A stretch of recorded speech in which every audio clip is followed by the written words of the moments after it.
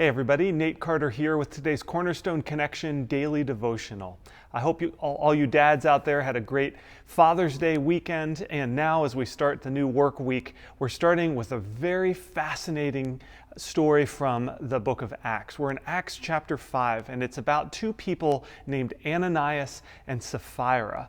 So open your Bibles to Acts chapter 5, read through it, but I want to tell you what's going on here. So as I mentioned, we're in Acts chapter 5. So just 4 chapters ago, Jesus ascended and left the earth, left his ministry to his apostles and gave them the commission to begin the church. And so there they are, they're beginning the church. And then these two characters show up, Ananias and Sapphira, and essentially what they do is they lie. It's kind of like a little white lie. It's not like a huge monumental deal that's going to affect the future of the church, but that lie is insidious.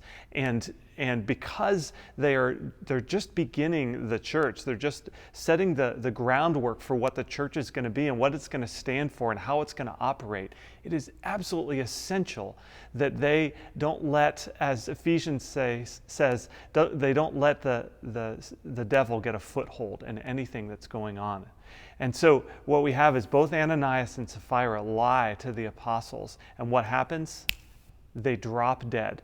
They immediately drop dead. Now, that's not the kind of thing that we would ordinarily expect to happen nowadays, although it certainly could. But as I mentioned, it's really crucial for the apostles to begin this church with integrity, with following the principles that Jesus has laid out, and so that the world would see that they are following Jesus every step of the way. Now, what I find here is something that is very telling for us. First of all, it says in verse 11, great fear gripped the entire church and everyone else who heard what had happened.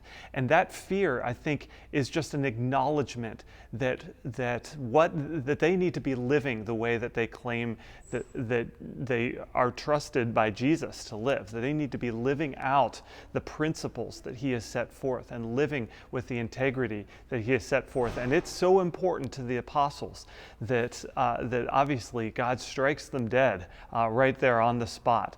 Now, I think that what we can learn from this is that we need to have that same kind of integrity in our own lives. That if we let Satan have a foothold, even just a little white lie, just a little thing that won't really matter, that those tend to very gradually snowball into things where then we're taking bigger risks, or then we're experimenting in bigger lies or deeper sins. And before we know it, we're way off track. And that little white lie that started it has grown into something that now we're completely living against God's will and God's plan for our lives. I remember the few times that I've left that I had to leave my job and I started another job, I always really careful that I returned all the things that I had borrowed, that I had used, all the things in my office, even the little things that wouldn't matter. I didn't take any pens with me. I didn't take the stapler with me. You know, I wanted to make sure that I wasn't even just slightly dipping my toe in well, no one will notice if I take it with me. And I want to encourage you with that here today. Let's live above board. Let's live so that we're not even allowing Satan to have a foothold, even a toehold in our life. Let's be people of integrity.